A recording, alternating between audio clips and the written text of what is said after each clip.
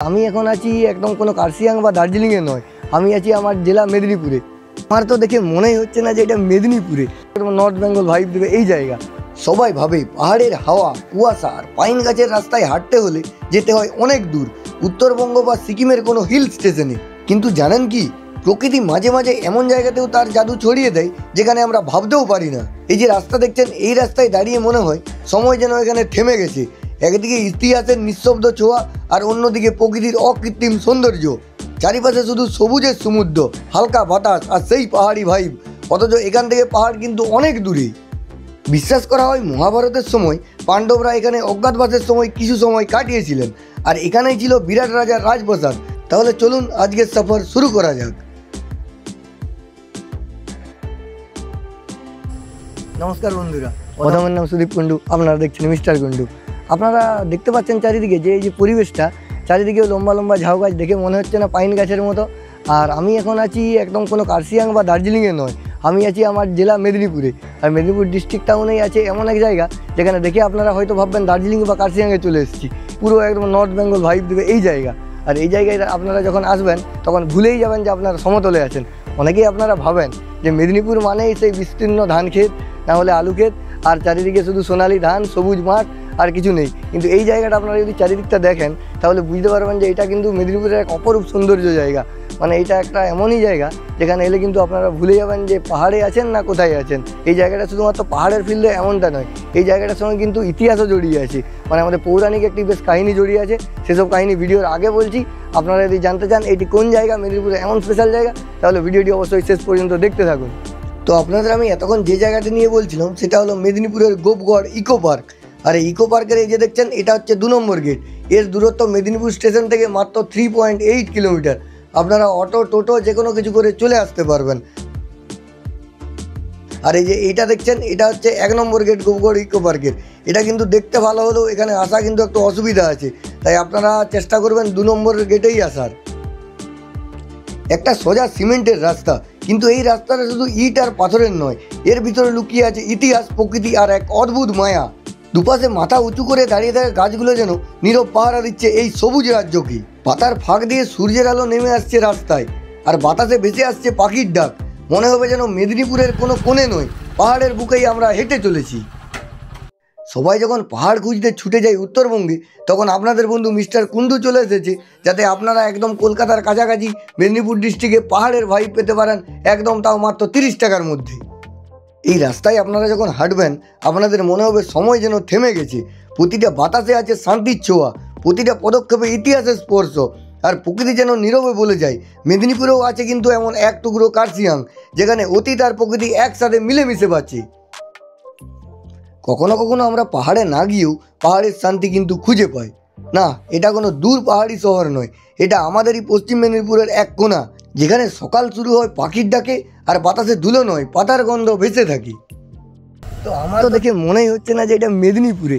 আমার তো দেখে আমি কার্শিয়াং গিয়েছি, সেই কার্শিয়াং সেরকম ঠিক একদম সেরকম লাগছে। কারণ এই যে ঝাউবনের যে একটা মানে সৌন্দর্য, মানে অসম্ভব সুন্দর, পাইন ফরেস্টের থেকে কোনো অংশে কম নয়। তো আপনারাও যদি আসতে চান এখানে অবশ্যই আসতে পারেন। এখানে কিন্তু পিকনিক করার জন্য একদম বেস্ট জায়গা। আর এই মেদিনীপুরে আরও যদি কিছু ছোটোখাটো জায়গা, মানে অফবিট, যেটা কেউ জানে না সেরকম জায়গাতে আমি আগেও ভিডিও বানিয়েছি। যেমন একটা একদমই অফবিট ওয়াটারফলস আছে খড়গপুরের সালুয়াতে, সেটাও অনেকেই জানেন না। সেই ভিডিওটা আপনারা অনেকেই ভালোবাসা দিয়েছেন, সেই ভিডিওটা আমি বানিয়েছি, সেটাও দেখে আসতে পারেন। এইখানে পিকনিক করতে এসে একটা দিনে, আর একটা দিনে আপনারা কিন্তু মাত্র 30 টাকা খরচা করে কলকাতা থেকে চলেই আসতে পারেন এই মেদিনীপুরের একদম পাইন ফরেস্টের মধ্যে। শুধু পাইন না, এখানে কিন্তু আছে আরও একটা দারুণ জিনিস আছে, সেটা হচ্ছে কাজু বাদাম গাছ। সেটাও আপনাদের আমি দেখাচ্ছি। অনেক সময় অনেক মানুষ খুঁজে কিন্তু অফবিট জায়গা, যেখানে পর্যটকের ভিড় নেই, যেখানে নিজের সঙ্গে সময় কাটানো যায়। এই জায়গাটা কিন্তু ঠিক সেরকমই, এমন একটা স্পট যেখানে একদিন কাটিয়ে দিলে আপনাদের মনে হবে আপনি কোনো পাহাড়ি গ্রামে এসে গেছেন। তাই হয়তো এখন সময় এসেছে আমাদের নিজেদের জেলার এই সৌন্দর্যকে নতুন করে দেখার। কারণ প্রকৃতি সবসময় দূরে নয়, কখনো কখনো সে লুকিয়ে থাকে আমাদের পাশেই। শুধু চোখটা খুলে রাখতে হয় আর মনটা শান্ত করে চারিদিকে দেখতে হয়। শহরের কোলাহল পেরিয়ে যখন এখানে আসা হয় তখন বোঝা যায় শান্তি কেমন দেখতে হয়। এই যে রাস্তাটা দেখছেন, এটা শুধু কিন্তু একটা পথ নয়, এজন্য একটা অভিজ্ঞতা, একটা অনুভব, এমন একটা ভাইব যা আপনাদের মনে করিয়ে দেবে পাহাড়ি শহরের সকালবেলার কথা। কিন্তু তো যেমনটা আপনারা দেখতে পাচ্ছেন ওইদিকে আপনাদের দেখালাম যে একটা পাইন বনের মতো একদম ঝাউবনের একটা ফরেস্ট, যেটা কিন্তু পুরো একদম নর্থ বেঙ্গল ভাইব দিচ্ছে। আর আগেই আমি আপনাদের বলেছি যে এখানে কিন্তু একটা হিস্টোরিক্যাল প্লেস। এখানে নাকি যে পাণ্ডবরা অজ্ঞাতবাসের সময় বিরাট রাজার যে রাজ্য ছিল সেটা নাকি এইখানে গোপগড়ে। এটা একটা কাল্পনিক কাহিনী, মানে আপনারা মাইথোলজি বলতে পারেন। সে কিন্তু বিরাট রাজার ঘরও আছে, সেসব আপনাদের দেখাচ্ছি। চলুন যাওয়া যাক। আপনারা এখন এই সোজা সোজা বিল্ডিং দেখতে পাবেন বিরাট রাজার। তার আগেই কিন্তু রাজার ঘর যাওয়ার আগে আপনারা জানেন এদিকে দেখুন দুদিকে প্রহরী একদম সজাগ সবসময়তেই, আপনারা এলে দেখতে পাবেন। আর এইখানে একটা বেশ ক্লক টাওয়ারের মতো দেখতে পাচ্ছি, ডাইরেক্টর অফ ফরেস্ট, মানে ফরেস্টের একটা মনুমেন্ট। এদিকে চলুন আপনাদের প্রথমেই ঐতিহাসিক সেই জায়গায় নিয়ে যায় যেখানে অজ্ঞাতবাসের সময় পাণ্ডবরা ছিলেন। এটা কিন্তু একটা মাইথোলজিক্যাল কথিত জায়গা। তো আপনারা যেমন দেখতে পেলেন এই জায়গাটা কেন এত মাহাত্ম্য, কেন এত এই জায়গাটা আমার ভালো লাগবে, আপনারা এলে কেন ভালো লাগবে, তার বিশেষ কারণ হচ্ছে এই জায়গাটা আপনারা এলে প্রথমে একটা পাহাড়ের ভাইব পাবেন, যেটা মেদিনীপুরে পাহাড়ের ভাইব কোথায় পাবেন না। আর এই দিকে যদি দেখেন এদিকে একটা মাইথোলজিক্যাল ভাইব পাবেন। দেখতে পাচ্ছেন এইদিকে একদম যে বিরাট রাজার যে রাজত্ব ছিল, যেখানে পাণ্ডবরা অজ্ঞাতবাসের সময় ছিলেন, এই হচ্ছে সেই জায়গা। চলুন এইদিকে আসুন, এইদিকে আপনাদের দেখাচ্ছি।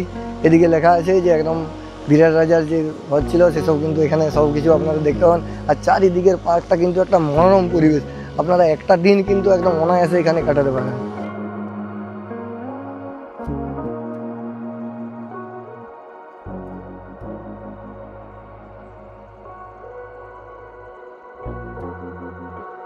তো এখানে আপনারা একটা পাবেন মানে পিওর একটা অক্সিজেন, চারিদিকে গাছ আর গাছ। আর এখানে দেখতে পাচ্ছেন এখানে কোনো শহরের কোলাহল নেই, না আছে কোনো ঝুটঝামেলা, না আছে কিছু, শুধু এখানে একটা আপনারা যে শুনতে পাচ্ছেন পাখির আওয়াজ, এটা কিন্তু কোনো এডিটেড আওয়াজ নয়, এটা একদম এখানে ন্যাচারাল আওয়াজ।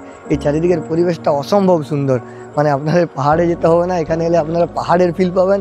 এবং মহাভারতের যে পঞ্চপাণ্ডবের যে বিরাট রাজার মানে রাজত্ব ছিল সেটাও দেখতে পাবেন।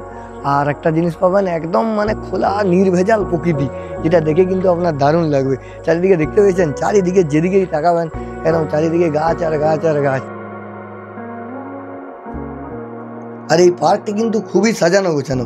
এই পার্কের মধ্যভাগে রয়েছে এইরকম একটি চিলড্রেন্স প্লে এরিয়া, যেখানে আপনারা দেখতে পাচ্ছেন বিভিন্ন রকম ছোট বড় সবাই কিন্তু আনন্দে মেতে আছেন। আপনার সঙ্গে যদি আপনার জুনিয়র আসে, সেও কিন্তু এই জায়গাটা খুব পছন্দ করবে, কারণ চারিদিকে সবুজের মাঝে এরকম কিডস প্লেয়িং এরিয়া থাকলে তারা কিন্তু বেশ আনন্দ পায়।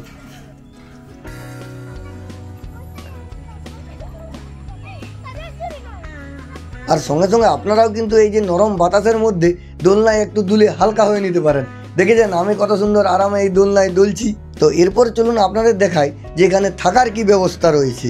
আপনারা যদি একটা বা দুটো রাতের জন্য থাকতে চান, তারও কি কিছু ব্যবস্থা আছে কি না আছে, চলুন আগে দিকে গিয়ে সেসব আপনাদের জানাচ্ছি।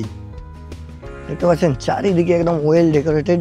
এখন কিন্তু শীতকাল আসতে দেরি আছে, তার আগে কিন্তু বেশ সুন্দরভাবে সাজানো। আর এই দিকে যদি দেখেন, এদিকে কিন্তু বিভিন্ন রকমের ফুলের গাছ অলরেডি লাগিয়ে দিয়েছে, মানে আরও যখন পিকনিকের টাইম হবে তখন কিন্তু আরও দারুণভাবে সাজানো থাকবে এই জায়গাটি।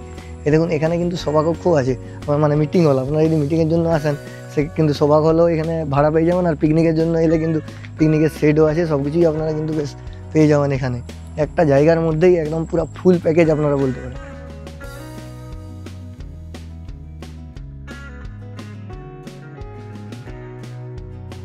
তো এখানে আপনারা যারা আসবেন, যদি একটা বা দুটো দিন এই পরিবেশের মধ্যে থাকতে চান, তার জন্যও কিন্তু ব্যবস্থা আছে, সেসব আপনাদের দেখ। তো এই যে দেখতে পাচ্ছেন, এই হচ্ছে আমার পিছনে একটা কটেজ, এখানে কিন্তু আপনারা থাকতে পারেন। এই কটেজের নাম হচ্ছে প্রিয়া।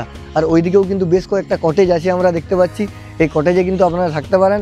আমি তার বুকিং নম্বর সব কিছু ডিটেলস আমি ডিসক্রিপশান এবং স্ক্রিনে দিয়ে দিচ্ছি, আপনারা দেখে দিতে পারেন। আর এই দিকে চলে আসুন, এইদিকে আরও একটি ভালো জিনিস দেখতে পাচ্ছি। এই যে এইদিকে কিন্তু একটি ওয়াচ টাওয়ার আছে, দেখি ওঠা যায় কি না, ওঠার পারমিশন আছে কি না। ওয়াচ টাওয়ার থেকেও কিন্তু বেশ একটি ভিউ আসবে। দেখতে পাচ্ছেন চারিদিকে ঝাউবন, এটা অসম্ভব সুন্দর। মেদিনীপুরের মাঝে আপনারা একটা লুকোনো জেম বলতে পারেন। এটা কিন্তু মেদিনীপুর টাউন থেকে একদম সামনে।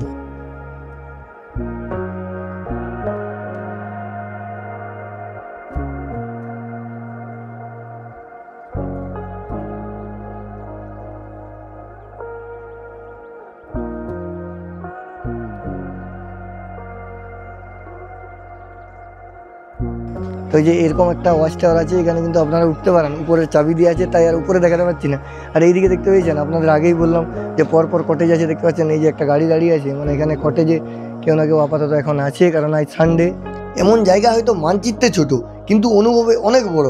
যদি আপনাদেরও ভালো লেগে থাকে এই অজানা সবুজে ভরা গল্পটা, তাহলে একটা সাবস্ক্রাইব করে রাখবেন, কারণ সামনে আসছে এমন সব অফবিট ভ্রমণের গল্প যেগুলি আপনাকে ভাবিয়ে তুলবে বাংলার বুকেও এত সুন্দর জায়গা লুকিয়ে আছে। দেখতে পাচ্ছেন এইদিকে একটা বকুলের বাগান আছে, মানে এইখানের পরিবেশটা আরও আপনাদের ভালো লাগবে। এখন প্রায় সন্ধ্যার গায়ে গায়ে, তাই ভিতরটা অন্ধকার লাগছে, তাহলে কিন্তু রোদের বেলাতেও এখানে ছাওয়া থাকবে। আর ভিতরে এরকম বেঞ্চ দেওয়া আছে, সেই বেঞ্চের মধ্যে বসে আপনার কিন্তু একদম একটা কোয়ালিটি টাইম আপনারা স্পেন্ড করতে পারেন। দেখতে পাচ্ছেন দারুণ একটা পরিবেশের মধ্যে এই বকুল বাগানটি।